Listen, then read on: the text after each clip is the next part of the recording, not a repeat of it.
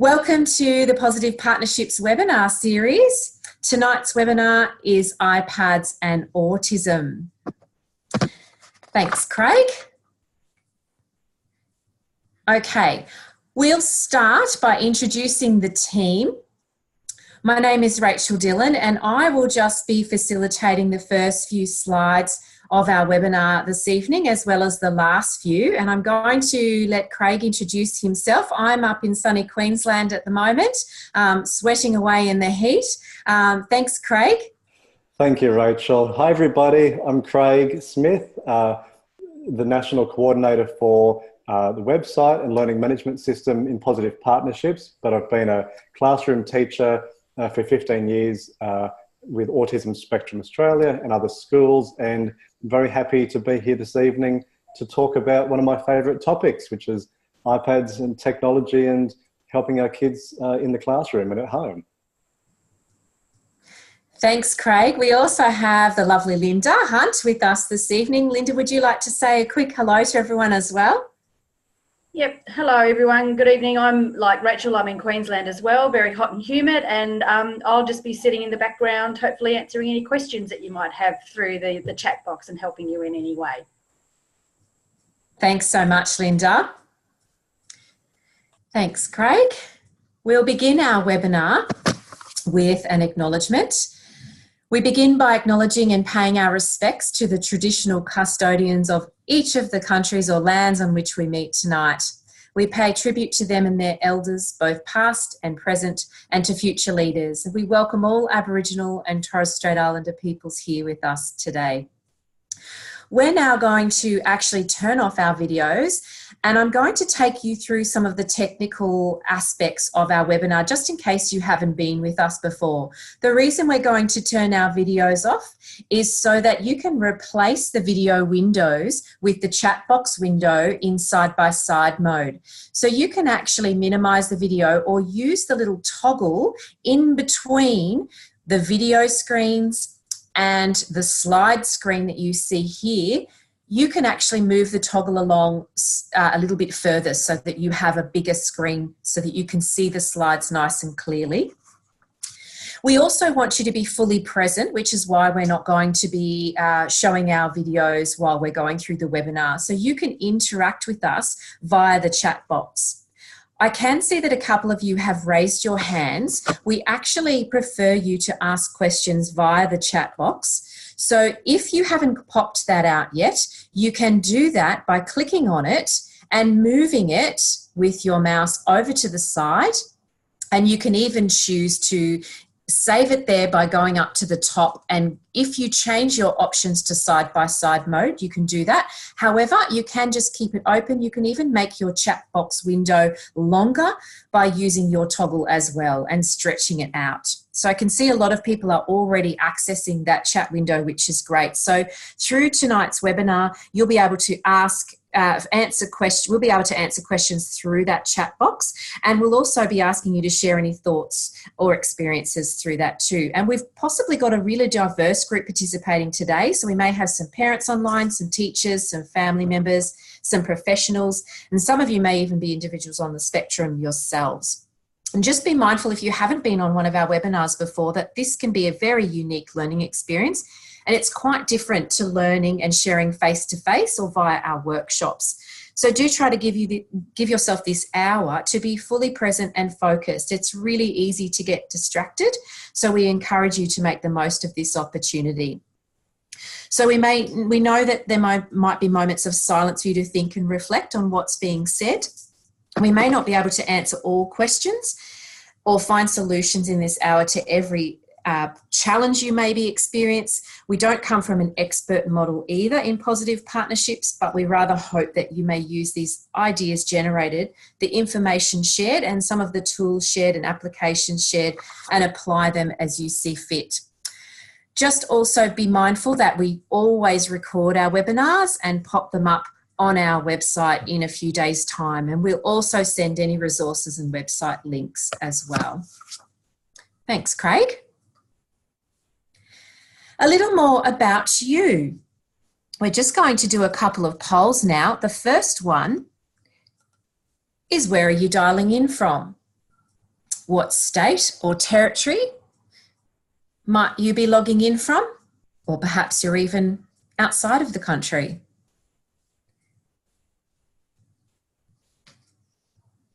Quite a few people from New South Wales, a number of people from Victoria, South Australia, we've got a few. One from WA so far, one from the ACT, that's wonderful. No one from the NT. Okay, I'm going to share those results now so that you can all see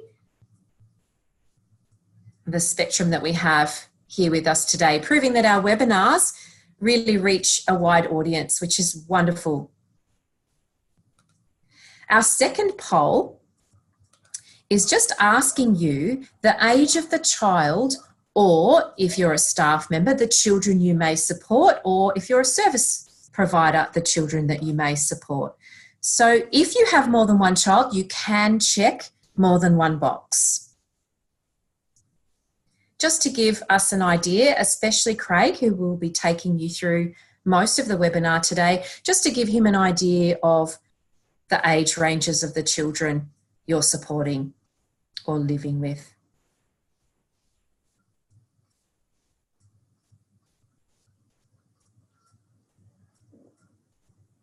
That's wonderful.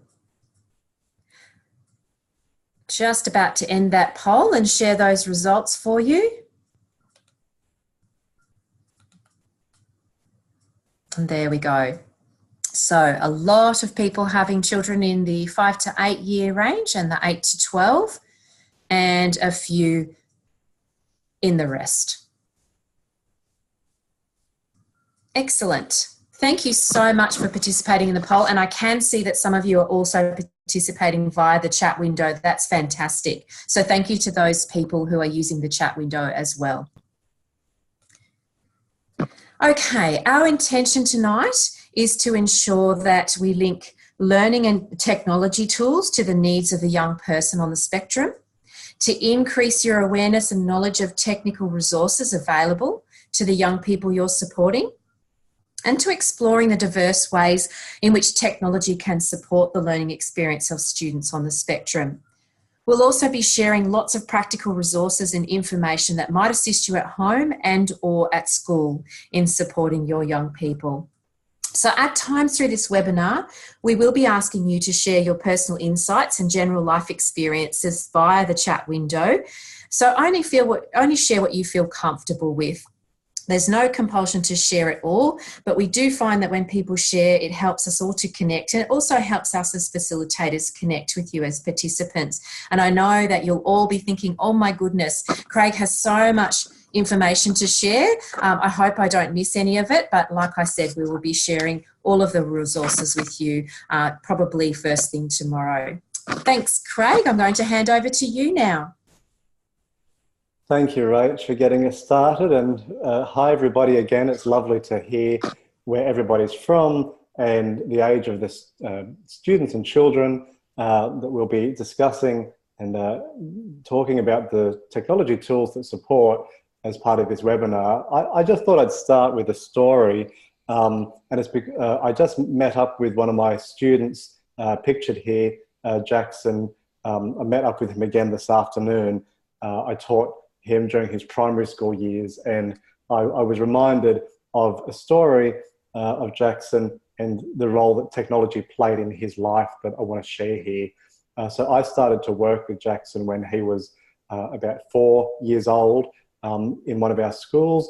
Jackson's now 18. And when Jackson came to us, he wasn't terribly fussed on the sort of learning activities that we were otherwise doing in the classroom. But what he did love, we came to realise, was that he loved dance music. He was an absolute fanatic for dance music. He loved the big beats. He loved Kylie Minogue. His whole world was listening to dance music. So we were really interested in how to use this in Jackson's education. And what we came to realise was when we were trying to talk to Jackson and teach different activities in the classroom, it was often the case that it felt like Jackson had this wall of sound. He had this tape recorder playing music inside of his head, and it was very difficult sometimes for us to work out a way to get our instruction through, because he was so focused on his love of music and thinking about his songs. And it wasn't until one day that we were walking through Newcastle, where I live and where our school is, and we realised that Jackson didn't just love music, but he also had a real skill for sound and for understanding pitch. And we realised this when we were walking past the air conditioning units on the side of our Newcastle Public Library. And Jackson stops for a moment and he's listening to the air conditioning make this droning hum. And he says, "Oh, that's an E flat. The sound that the air conditioning is making is a really low E flat." And I was absolutely stunned. I didn't know if it was true, because he was a funny student who'd sometimes just say things to make us laugh. But it was accurate that he just had an incredible sense of pitch and music, because he loved listening to music so much. And one of the things that Jackson found tricky was that he wanted to make music, but he didn't like the sound that a lot of traditional instruments made. So he didn't like the pluck of a guitar string. He found some other instruments a bit difficult. But the one thing that he really started to resonate with was when we started to use an iPad to make music and to teach Jackson how to make his own music in the classroom. And he had this really visual way of pushing sound around on the screen, and he started to make some really interesting songs. He started to create these dance beats and these really full tunes that he was creating. And I like the same style of music as Jackson. I quite like electronic music. So I would sit down and learn how to make songs as well. And I said to Jackson, what if we share some of our songs on the internet? Let's make something, let's put it up there and get some feedback, because it's good to put stuff out into the world after you start to make it. I said, I'll go first. So I shared one of my songs that I'd made on the iPad in the classroom. I put it up on SoundCloud and came back a week later and I said, look, I've had 18 people have had a listen to my song. That's pretty good. How did you go, Jackson? Because I know you uploaded your song, and let's check in with yours. And Jackson had over 1,000 listens on his song. And not only that, but they clicked the little love heart button. They said they actually liked his song, where they just suffered through mine. And Jackson started to do really quite extraordinary things. He sent in his music to Triple J Unearthed, which is their you can submit a song and they put it on the radio. And he got #2 for one of his songs that he made on the iPad and submitted into the Triple J Unearthed charts. So he was starting to get a lot of really confident feedback about the sort of things he was doing. And I really like that as an example of recognizing how technology can enable the strengths and interests that some of our children might have, and can give them an opportunity to be creative and to share that with the world. Like I said, I just had the pleasure of catching up with Jackson this afternoon, and he's remixing songs for people now and doing all sorts of really interesting things with music. And I do think it's in big part because of the technology that he's had access to and the understanding of how to use it. And he always had teachers who were knowledgeable and sympathetic to the use of technology as part of his education too. So what I want to intimate is that we are always thinking about the iPad as a tool in our toolkit. We want to think about how the iPad is a part of many other tools and resources that we use in the classroom, at home. It's never just the be-all and end-all, but it's really interesting to think about how to use it well. And hopefully that's what I'm going to support you to think about, and to share some of your own thoughts about the way to use technology in this way. We've been using it in our schools and classrooms that I've worked in for about 9 years now, so since the iPad first came out. And we've tried lots of different approaches to its use, lots of different apps, lots of different ways of addressing different goals that children have, different academic outcomes. And that's what I'd like to share with you as part of this webinar. Just to reinforce what Rachel said earlier, don't feel like you need to research the apps as I'm sharing them, or go and write them all down. I'm going to share with you a list of all the apps that we talk about in this webinar that will be sent to you afterwards. You'll have links in there that will take you to everything that I mentioned. We'll have copies of the slides and a recording of the webinar as well. So don't worry about having to write everything down, because we will definitely share all that with you. I just thought I'd mention this too, maybe to get started on some creative thinking about how to use the iPad and this technology in the classroom. We've got Anzac Day coming up next month, and this is an activity that I've done with my students with the iPad, and it just shows a little bit more about using the interests that our kids have to interpret different ways of showing their understanding of academic tasks. So this was an activity that we did focused on Anzac Day. I wanted to talk about Anzac Cove and the sort of landscape that was a part of the Anzac campaign. So what our students did, they found photographs of Anzac Cove, like the one that you've got on the screen here, and then I let them choose a tool on the iPad that they could use to help to create a version of that photograph. Now, in this particular example, most of our students used Minecraft because they really liked Minecraft. It's been a very popular app for a long time in education, and it was something that they were very good at, so they knew how to use it well for their education. Our students made their own version of Anzac Cove, and then they used an app on the iPad to overlay the original Anzac Day photograph with the Minecraft version of Anzac Cove to create a new composite image. And in doing so, they created their own new piece of content that they were then able to use as part of information texts and other sort of reports that we wrote as part of our Anzac Day history topic. But just again, an example of using the iPad as an interesting tool to be able to address learning in creative ways. There's a book you can see on your screen there. It's called Minecraft in Your Classroom.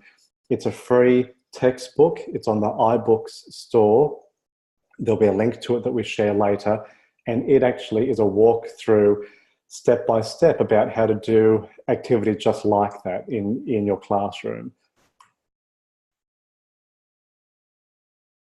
A bigger picture there that you can see of that.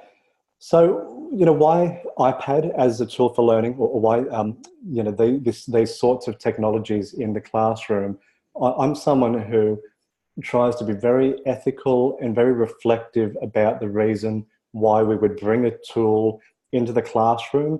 I don't think it's ever the right thing to do to chase trends or to just do something because everyone else is doing it. I think there's got to be a good reason for it. And for me, there's three really key reasons why we continue to use the iPad in our classroom. The first, in the middle there, represented by all those objects popping out of the iPad, is that for me, it's a Swiss Army knife of many different things that the iPad can do well. When we think 10 years ago, before we used to have iPads and iPhones, to take a photo, you'd need a digital camera. To take a movie, you'd need a video camera. You'd need notepads for note-taking, paintbrushes for painting, microphones for sound recording. You'd need many different tools, and then you'd need to plug those memory sticks into the computer to transfer things over. It feels very old-fashioned to have to go through, those sorts of considerations now, because we just have them all on these little magical devices. But I do think it's still something that's just still relevant to realize the strength of a mobile, piece of computing like the iPad that can do all these things, and you can move around with it. You don't just have to sit in the classroom. My favorite thing with the iPad is to take it outside, to get into the garden, to film, record, do all these really creative things with it. And that's what I want to share with you as well as part of this webinar. The other two things on this slide, we've got a picture in the bottom left-hand corner of someone with a visual focus. And I think it's can't really be understated that for many students on the spectrum, we do have a very strong visual tendency. We use visual supports, a lot of visual learning strategies, and the iPad is by its nature an incredibly visually focused tool. You know, it's this magical piece of glass with a lot of visual feedback going on, and there is a natural receptivity there that a lot of our students and lots of all people often respond very visually. If they've got a visual capacity, they respond quite visually to the iPad, and we can teach in visual ways, particularly to our students.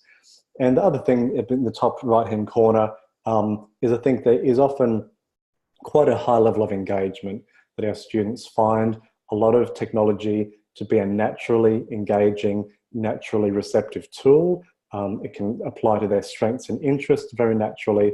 So it's, it's not necessarily a complex thing to realize why the iPad is so successful. And I think we do well to consider it, to consider the reasons why it does work well for students. And there's certainly a lot of research out there that you could investigate in your own time as to different studies that have been done on engagement, visual learning, visual modeling, and things done on the iPad in that way. What we'd like to do as part of this webinar is use our planning matrix, which in Positive Partnerships, we use this matrix to identify different characteristics of our students and the strategies that we use to address the needs that arise from those characteristics. We're going to use these different categories to talk about iPad apps. So we're going to talk about communication apps, social interaction apps, behavior, sensory, information processing. So I hope that's an okay way to structure this next 40 minutes of apps that we're going to cover. So I'd like to start with communication. And we've got just a couple of different apps that I'm going to share here. I'll deep dive into only 2 or 3 of them. And I'll have links to all of these on the resource sheet that we send out. So you've got LAMP and ProLoco to go. LAMP stands for Language Acquisition Motor Planning. And both LAMP and ProLoco to go are what we call AAC apps, Alternative Augmentative Communication apps. So those are used by children and adults to express themselves with the language capacity of the app. We then have apps like ChoiceWorks, which I'll show you a bit more in a moment. ChoiceWorks is an app that allows you to create visual schedules. It allows you to create feelings boards and different choice boards for children to use. Bits Board is an app that lets you create flashcards, where you could create academic flashcards if you're wanting to reinforce or teach a particular topic, where you might have flashcards to teach language, flashcards to help children make choices. Just a very simple to use visual flashboard system.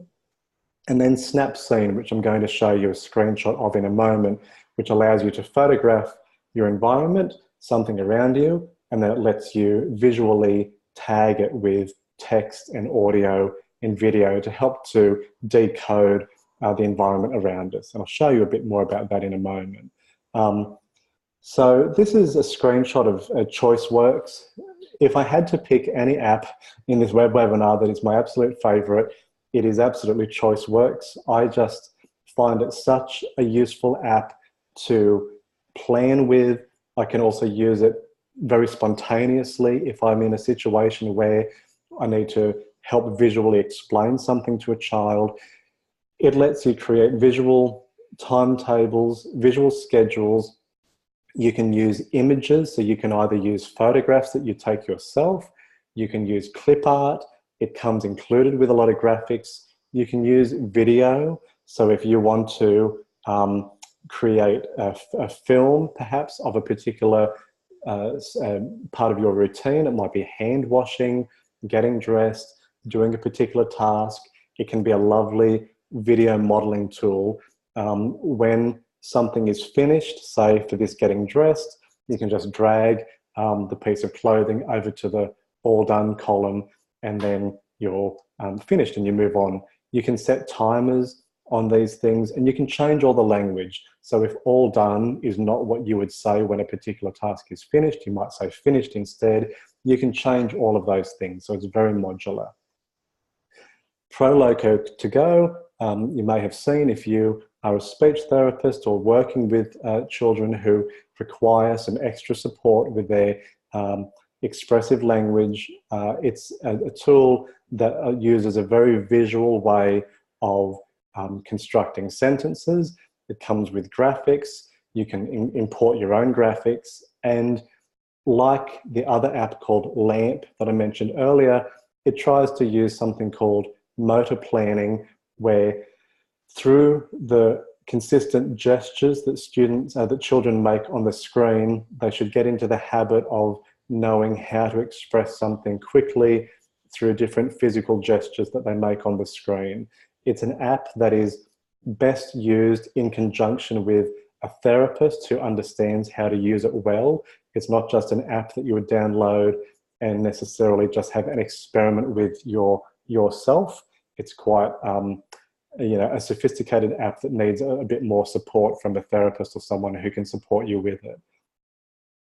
This is Snapscene that I mentioned earlier. Snapscene is an app that allows you to take a photograph of a scene. So you can see that this is a photograph of two children playing with a ball. And what it lets you do is draw little shapes around things that you want to create as hotspots on the page. And you can see there's a circle around the ball, there's a circle around the girls. And what you can do is when you tap on anywhere within those shapes, you can record sound and have text pop up so that you've made a little prompt for a child to understand different things that are happening in that scene. So we could tap on the screen and say, oh, this girl is going to pass the ball to the other girl. And it's a way to be very explicit about tagging and visualizing what's happening in a scene. So it's quite an interesting app for communication as well. Moving on to social interaction, we've got a number of different apps on the screen that, again, I'll deep dive into just a couple. We've got the Circles app, which I'll talk a bit more about. That's about the Circles social skill program that teaches students different levels of interaction that they can have with different people in their life. We also have apps and software like the Secret Agent Society. That's a computer program that teaches the hidden curriculum of social situations. It lets students practice body and facial recognition. It comes accompanied with a classroom program or a therapy program that you can use away from the computer as well. And the technology aspect just reinforces parts of that program. You've got the Social Express, which is a social story tool. It animates different social scenes, and it then pauses at a particular point in the scene where it lets children make a choice as to what might happen next. So it might have somebody buying an ice cream. They then drop the ice cream, and it says, how do you think that child feels when they drop the ice cream? What could they do? So it gives you a bit of prompting around some social situations. You can do it individually, one-on-one with a child, or you might pop it up on the smartboard in a classroom and make it a whole class activity. Social Detective is a similar app. It's got a lot of social stories, visual, video-based social modeling, and it's got a social curriculum to support the activities within it. And Toca Boca, I'm going to talk a bit more about in a moment. They are a series of play-based apps that allow students to dramatize particular social situations, and they're lots of fun. So this is the Circles app that I was talking about earlier. Circles may be a program that you've come across yourself. It's a social program that allows you to identify different relationships within a child's life and the level of interaction that child will have with the individual in their life. So the circle closest to them, you can add their face into the middle of the circles chart there, and you might say, well, the circle directly outside of you is mum and dad. What sort of interactions do we have? Mum and dad can give you a hug, give you a kiss. We, take you places. You live with us. But then you might go into other circles where we might say, well, your teacher might be in a circle a bit further out. One of your therapists might be in one of those outer circles. How do you interact with them? You might wave, say hello, give a high five. So it's trying to explicitly teach those social cues and ways of interacting with people in a child's life. And the app is a really nice way of using that as a really visual prompt. This is one of the Toca Boca apps that I mentioned earlier. So Toca Boca make a lot of play-based apps. You may have seen apps like Toca Hair that let you take a photo of yourself and then do your hair in different styles. There's Toca Shop that lets you practice shopping. So there's a lot of these play-based apps that they create, and they also do a series of Toca Life apps. I think they now actually call it Toca World just recently. And within Toca World, Toca Life, you can have little characters that you put on the screen and you can move them around and interact with the environment. And we use this a lot with students to play out different scenarios, like what would you do if you go to the shops and you need to buy some bread and you need to go to school, or there's Toca Hospital, you might be going to the hospital. It's like a little virtual social story tool that helps our children to play out situations, recognize the environment, objects in that environment, perhaps before they actually go somewhere. It could be used to reinforce another sort of social story. So it's a very, very variable tool. If we look at behavior now and some of the apps that we use to understand behavior in a proactive manner, we've got apps like Behavior Snap, which I'll talk a bit more about in a moment, Mood Meter, the Zones of Regulation, which for me has always been one of my favorite programs in the classroom to talk about our emotions and the way in which we can choose different strategies to help to regulate where we're at with our emotions. Exploring Emotions is an app that builds on Zones of Regulation, so it's part of the Zones of Regulation family. And Habitica. And Habitica is an interesting one. It tries to gamify different parts of your daily routine. And when I mean gamify, I mean it lets you set targets. So it might be, I'm going to tidy my room 3 days a week. And if I do that, I earn points within the app. I've got little characters that I can get clothing for and earn little tools for. It's a bit of a fantasy themed app, like a classic fantasy video game. And it's just a really nice thing for generating good habits for children. Now, this is a look at Behavior Snap. Behavior Snap is a tool that you would use as an adult. So it's really a data tracking tool. Someone's in the text box, I need the app to help clean my house. Yes, I do too. Behavior Snap is an app that lets you set up particular things you want to observe in the classroom.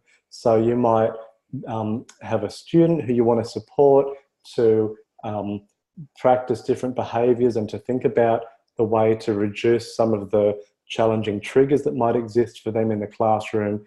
And it lets you take really detailed observations. You can either do anecdotal notes where you might take notes on particular things happening. You can also set up particular behaviors that when they happen, you just want to tap that on the screen so that it increases the instances of it happening. So Behaviour Snap's quite a useful tool for observational measures. This is exploring emotions that I talked about earlier. So exploring emotions is part of the zones of regulation family of apps and programs for the classroom.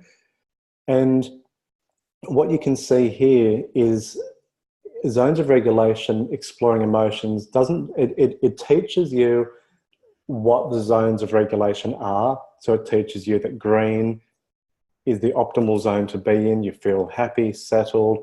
Blue zone, you're feeling a bit sad, a bit down, a bit unsettled. Yellow zone, getting a little bit excited, perhaps starting to lose control. And red, you've lost control and you're in a situation that you need to try to get back into that green zone. So the app teaches you about what those zones mean and the strategies associated with it, but it also has this sort of graphing tool, which in one of our high school classes, we teach students to use this themselves to help to use it as a bit of an emotional diary across their school day. So during morning activities, how did you feel? In this example, the student Heath has clicked that they were in the green zone. Then they went into literacy. How did you feel at the end of your literacy lesson? They felt yellow. Maybe they were mostly good, but were starting to get a little bit stressed, perhaps. Maths, they were also feeling okay, but just a bit anxious. They went outside for recess and they didn't have a very good time. Something happened, they got quite upset. And when we have a sit down with the student, we can say, okay, how are you feeling now? You're in the red zone. What can we do to help you to regulate the way you're feeling, some strategies to choose. So the Zones app is really quite useful for helping to record those sorts of zone engagement points across the day. It lets you share that data. So if the student wanted to share that with their parents or a psychologist that they're working with, or there might be other ways of building that into a student's individual education plan to help to get a bigger picture of how they're doing across the school day. It could also be something that you use if the child is younger, that you want to use to help to map how they're doing and some of the common trigger points across the day that you might want to consider how to support. Okay, if we talk about sensory processing and some of the apps and tools associated with this, we've got things like Go Noodle, which is an app that is certainly on iPads, but it's also just a website that you can go to on the smartboard where you've got different gross motor activities that are visualized for students to follow along with. So we often, oh, that's great, Casey, you said Go Noodle's the best, we use it heaps. Yeah, I really love it. It's a very, very motivating way to get our kids active and moving in the classroom, bit of energy as a bit of a sensory break across our day. We frequently use it. Game Ball, I'm going to show you, if you haven't seen it, I've got a little slide, I'll show you what Game Ball is. I used one for the first time last year with some students and I absolutely loved it. It was very, very, very interesting. We've also got Smiling Mind. Smiling Mind is a well-being meditation app, and I've been using this with some young primary school students lately who need a little bit of support in helping to relax. It's got music that you can play that's very calming, guided meditation strategies, and I know that quite a few of our parents have used the app of an evening to help a bit of sleep hygiene in terms of getting students into a good relaxed pattern for sleep over night time. There's also an app called Calm, C-A-L-M, Calm, that I use with my daughter here at home actually as a nighttime soft music meditation app. It's quite lovely. Dexteria is a fine motor app that lets you practice different fine motor gestures on the screen. So it lets you practice handwriting, other movements that the hand makes. It's like a funny fingers, you know how you do funny fingers sometimes in the classroom where you get students to use Play-Doh and put pegs on things perhaps just to get their little fingers moving before they write. Dexteria is like a digital version of that. And then you've got Makey Makey, which I'm going to show you a picture of in a moment because there's nothing quite to explain it like seeing it in action. This is Game Ball that I mentioned. I'd be interested if anyone has used Game Ball. It's fairly new. I know if you go up to the, if you have a local Apple store, they often have them on display there. But I used one in a classroom. They are a soft ball, so you can bounce it on the ground, kick it around, and it Bluetooth connects to your iPad or your phone, or if you've got an Apple TV or something like that to project up onto the smart board. And it gives you prompts. So you can see a couple of things here on the screen. One says, spin the ball, and it counts as you spin the ball. Or it might say, throw the ball 5 meters in the air. And as you throw the ball into the air, it measures how far you've thrown it. So it might say, oh, you've thrown it 2 meters. Can you get closer to 5 meters? And it's got little collaborative activities like securing the ball between 2 players forwards and all different little activities. It's a nice physical, gross motor, play-based ball activity. And I really like it. I think more digital tools that support physical gross motor access are really important. And this next one coming up is Makey Makey, which you may have seen. Makey Makey is not an iPad app. It's actually just a resource that can be used with any computer. It's one of my absolute favorite bits of technology that's ever been made. It's a little, it's like a small microchip. So Jacinta's just asked, are these apps also available just on a laptop? Jacinta, some of them will be, some of them will just be for the iPad. So it'd be worth having a look through the resource list that we send out, which is which. Certainly Makey Makey is available just on a laptop. It's a little circuit board that you plug into the computer, and you can connect any physical resource that conducts a little bit of electrical charge to it, and it lets you play things on your computer using those objects. So you can see in this photo, there are bananas hooked up with alligator clips to the little circuit board, and that's plugged into the computer. And playing those bananas with your fingers plays music on the screen of the computer. Now, we've done something that if you have a look at our Minecraft in your classroom textbook that we'll send out as a link with the resources, we've actually made a Minecraft controller with Makey Makey, where we make a Lego pickaxe and wrap it in foil, and when you tap the desk with your pickaxe, it activates the pickaxe in the Minecraft game. And we put some tin foil on the ground, and when students take off their shoes and socks and walk on the tin foil, their character in Minecraft actually walks forward. It's very cool, very interesting to see that in action. So I do recommend checking out Makey Makey as a really alternative, creative way of using technology. I'll show some of these apps now around information processing, learning styles. We've got things like Evernote, which is a note-taking app. I love Evernote, particularly for students who are working on projects or need to take notes in class. They could take notes on their iPad, and then that syncs up with their laptop, might sync up with another device if they have one. It's just a cloud-based note-taking app, but you can import any sort of content. So if you want to write on your iPad with a pencil, it'll take your handwriting. If you want to record audio, it takes audio, video, and it just compiles them into these really easy notes that you can catalog in different folders and notepads that let you collect your project notes and homework and things like that. I use it for study practice and executive functioning techniques. Annie's just asked, my teenager uses Chromebook. Will these apps be usable on a Chromebook? Certainly the ones on the screen now will be, Annie. I know that Evernote, Trello, Noisolo, Pomodoro, those are all on a Chromebook. Makey will as well, and some of the others will too. So absolutely, some of them will work on a Chromebook, some of them will just be for the iPad, so just worth having an explore.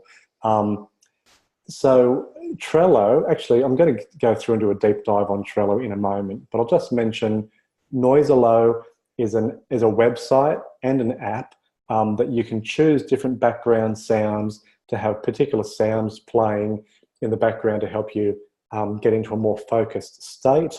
You can choose if you want fireplace crackling or storm or some rain falling or birds or just some white noise. It's quite lovely to use to get into a focused study mode.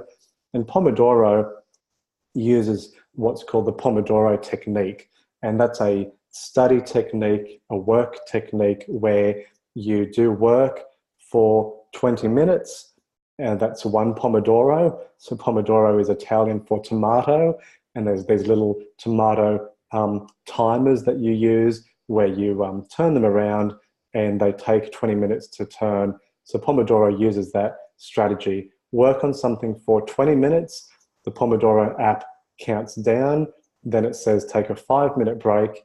You take a 5-minute break, and then you start the Pomodoro again and do another 20 minutes. And you can adjust those timings. If 20 minutes is too long for the child or the young person to work on a task, you can set it for 5 minutes work, 5 minutes break. It's just a timer app that lets you adjust how long to work and how long to have a break. So this is Evernote that I mentioned earlier. It lets you, like I said, you can write, you can type, you can audio record, video record your notes and keep them inside of notebooks. You can share those with others, and it's just a really nice all-in-one note-taking app. I know there are others like OneNote by Microsoft and other tools, but I really like Evernote. This is Trello that I skipped over a little bit earlier because I knew there was going to be a little screenshot here.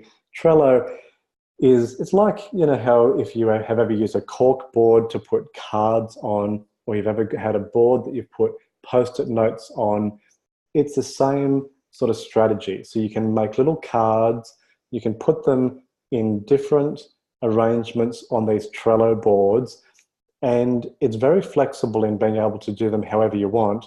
This is one of the ways in which we use Trello is that we have a now board, we have a next board, and a then board. So you've got the now section. What are you going to do now? Next, what's next in your project, and then might be something you do later. And this is great for executive functioning support for projects. So when you've got projects that you want students to break up into different components to know how to focus on it, this Trello is a really good thing. I use it for my daily work. I encourage my colleagues to use Trello, but certainly high school students, especially, and year 5, year 6 students, I've used this a lot with to help them to get their study techniques and projects in action. I'll just mention this. This is something that is, can you upload your own photos into Trello, Casey? Absolutely. You can upload your own photos, own videos, own text. You can set due dates on things, color code cards. You can have collaborative boards on Trello. So where you might share a board with yourself, and it might be the student shares it with you, they share it with their teacher, visual schedule for next and then. Absolutely, Casey. Yeah, very, very good tool for visual scheduling as well. Yeah, so Trello is just a real treat. And it's free, which is the best thing. Accessibility, I just mentioned this. If you are using an iPad or an iPhone or one of those iDevices, they have so many accessibility features built in to the hardware. It's all just, you don't need to download anything. They're all built in. And to get to the accessibility features on your iPad or iPhone, you go to your settings, which is that gray little series of cogs there. You select general accessibility, and then you have a world of accessibility options that might help you personalize the device more to what your student or child needs. This is just an example of 2 accessibility tools that you'll find in that part of your device. One is Speak Screen.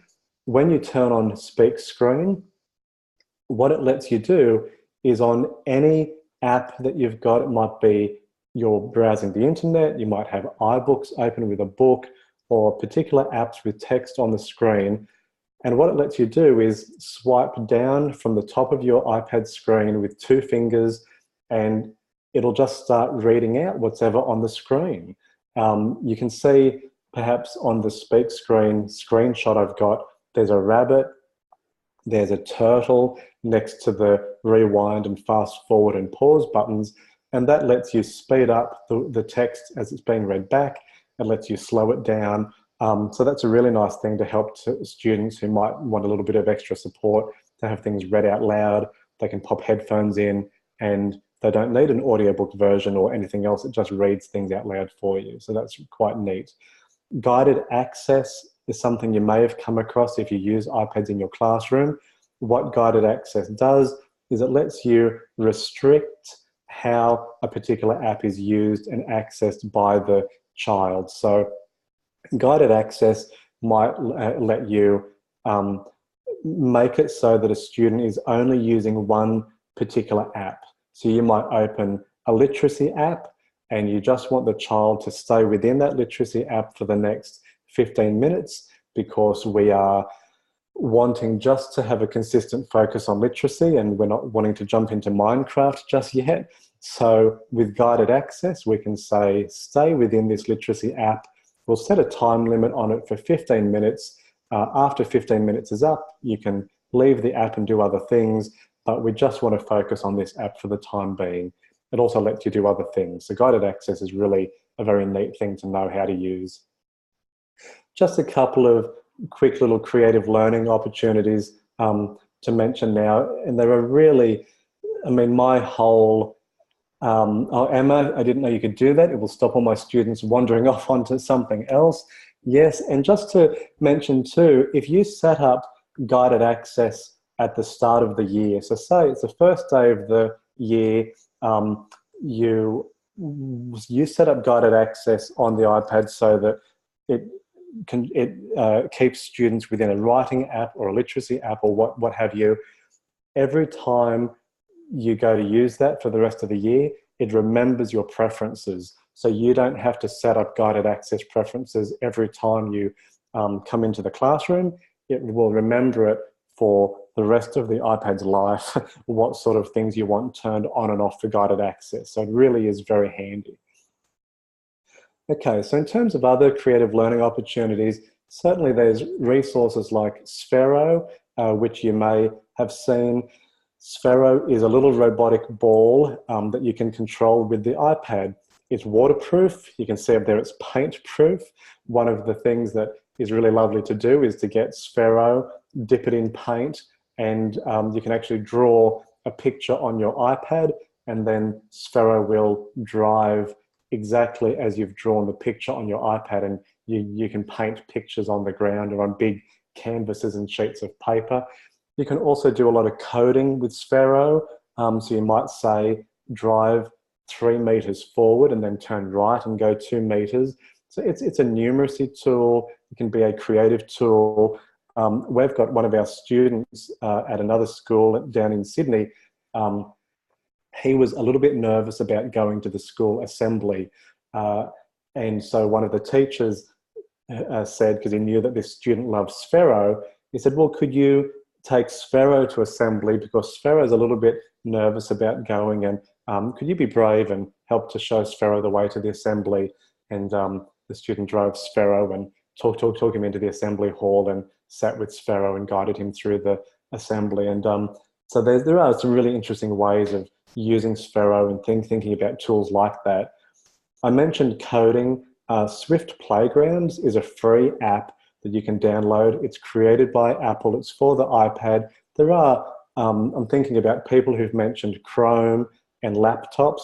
The equivalent to this, I guess, on Chrome and laptops would be apps like, oh my gosh, I'm forgetting the name of a very popular coding app. I will think of it in a moment. I'm actually going to look it up as we're talking, but it's made by MIT, the author of the program, made something called lifelong kindergarten. So I'm just quickly looking that up. And what is it called? I'll think of it anyway. I'm Googling it as we talk. Swift Playgrounds. Oh, Scratch, Lynette. I should have looked at the chat screen. It is Scratch. Well done. So the equivalent of this for Chrome and other laptops would be Scratch. Thank you so much. Swift Playgrounds is a coding tool. It's incredibly accessible too. I use this with students with vision impairments who cannot physically see the screen, but it actually reads out all the commands to them. It's a great little app to use to teach coding skills, and it actually lets you make apps and things like that. Yeah, virtual chocolates for Lynette, nice work. And this is just, I've got Pokemon Go up on the screen. This is just a little reminder that you might not think of some things as creative learning opportunities and tools. Pokemon Go, I think, got a little bit of a hard time when it came out because people started to trespass into people's yards to find Pokemon a bit too much. But I loved using Pokemon Go with my students because we took it out into the neighborhood. We started to explore local community spaces, local historical spots that were little Pokestops within the Pokemon Go app. We made little nature journals of the bugs that we saw out and about on the street and in parks.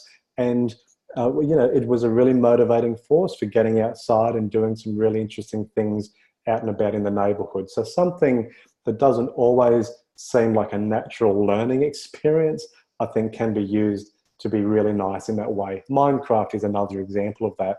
Minecraft started out as just a game that we thought, my gosh, this thing is really quite addictive. How do we use it well? And I think it's all about thinking about different creative ways of using some of these tools to get the best out of them. There's only a couple of minutes to go, so I just want to leave you with some resources. Like I said, we are going to send through copies of these slides, certainly, but I'm also going to do up a custom resource kit of links to everything that's been mentioned within this webinar. There are a couple of other little sites and things you can access too. You've got my website, which I used to update a lot. It's still quite up to date. It's autismpedagogy.com, and it's got my downloadable lessons. They're all free resources, activities, examples, things that I've done in my classrooms. Apple Teacher is a website that you can go on and learn how to use the iPad and laptops and things very well with their professional development tools.